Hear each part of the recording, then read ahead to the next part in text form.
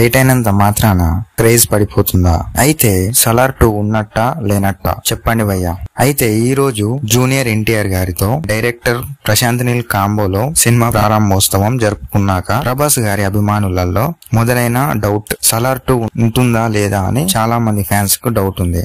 అయితే ప్రశాంత్ నీల్ గారు 1 year పాటు తారక్ ప్రాజెక్ట్ తో చాలా బిజీగా ఉంటాడు.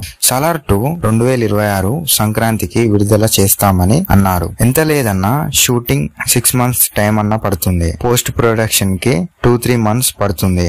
వీటన్నిటిని చూస్తుంటే సంక్రాంతికి పాన్ ఇండియా మూవీ ఖచ్చితంగా వస్తుందని చెప్పలేము. జగపతి బాబు, బాబీ సింహ లాంటి యాక్టర్స్ కొన్ని ఇంటర్వ్యూస్ లో మాట్లాడుతూ సలార్ 2 నుంచి త్వరలోనే సీక్వెల్ ఉంటుందన్నారు. కానీ ఎలాంటి అప్డేట్ లేదు.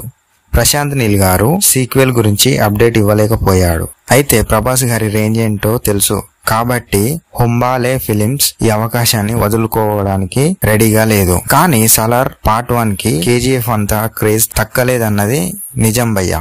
సలార్ పార్ట్ 1 100 కోట్లు వసూలు చేద్దామనుకున్నది భయ్యా. కానీ కేజీఎఫ్ ని మించి సలార్ హిట్ లక్ష్యం నెరవేరలేదు. ప్రస్తుతానికి ప్రభాస్ గారిది రాజ్సబ్ మూవీ కంప్లీట్ చేశాక అనురాఘవపుడి స్పిరిట్ షూటింగ్స్ తో బిజీగా ఉండే అవకాశాలు ఎక్కువగా ఉన్నాయి. ఇవే కాకుండా కల్కి 2898 AD పార్ట్ 2 ఉండడంతో సలార్ 2 కోసం ప్రభాస్ గారి ఫ్యాన్స్ వెయిట్ చేయడం తప్పదు భయ్యా. లేట్ అయినంత మాత్రాన ప్రభాస్ గారి క్రేజ్ పడిపోతుందా ఏంటి?